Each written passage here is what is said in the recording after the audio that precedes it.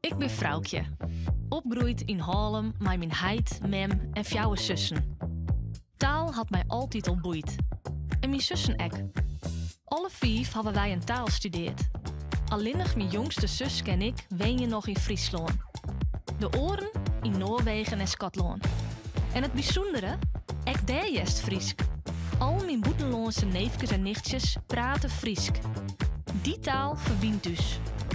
Maar net alleenig us. De taal verbindt ook een protte orenfrieske gezin. Het is de taal van thuis. Generaties lang trooien. Maar het Friesk staat ook onder druk.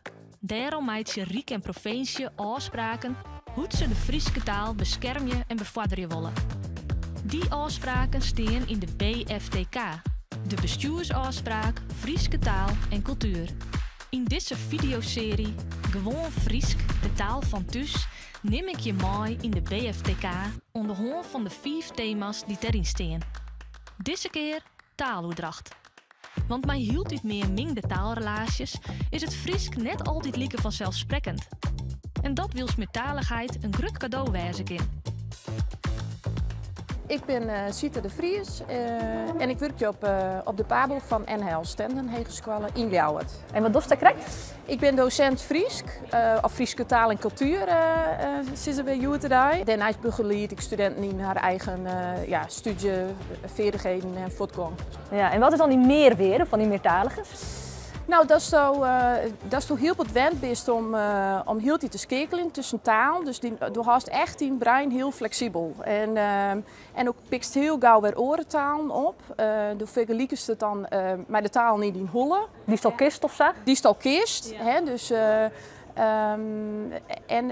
dus er is vaak een heel grote oerlaap of oereenkomsten tussen talen. En als je naar je taal leest, dan zust je ook even naar de verschil en dus zust ik naar de overeenkomsten. En dat leert heel makkelijk.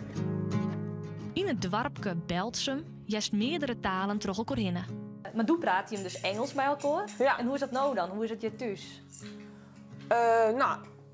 Mixed. Toen wij elkaar kennen leerden en toen wij in Nederland wennen en de band er nog net, praten wij meer Nederlands met elkaar dan we nou doen. Maar toen de band kwam, ben we weer oerstapt op Engels en Fries. En waarom moest je graag Fries bij hem praten? Nou, ik vind dat wel heel belangrijk. Ik vind Fries sowieso een mooie taal. Ik heb alles in het Fries, ik schreeuw graag in het Fries, ik lees graag in het Fries. Dus ik vind het wel belangrijk om dat nooit te doen. Hey, Nick en Mark, je praten dus Fries en Nederlands en Engels, maar hoe doe je dat nou met elkaar als je met elkaar watje? Engels. En als we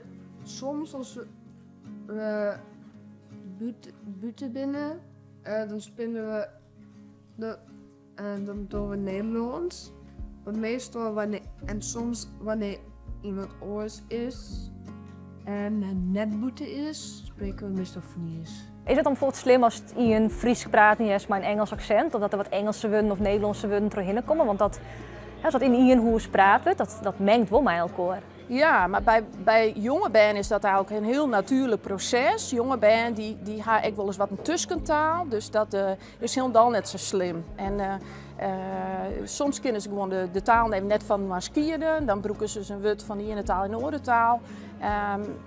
Ik zoek altijd zijn ouders en ik zijn studenten van zitten net doorheen, dat komt wel weer, zeg maar. Dat brein is wel soepel. Ja, dat brein is dus super flexibel en die band skieren letter de taal wel weg. Ga je dan ook tips van mensen die bijvoorbeeld een meertalige relatie hebben, maar misschien ook wel Fries en Nederlands? Hoe is dat nou precies drama? Volhouden. Ja?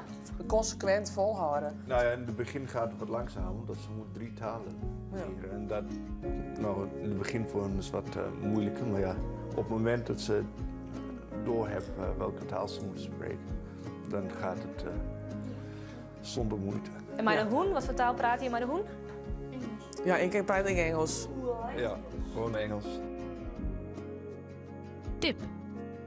Talen kunnen heel goed naast elkaar bestaan en terug elkaar heen gebroekt worden.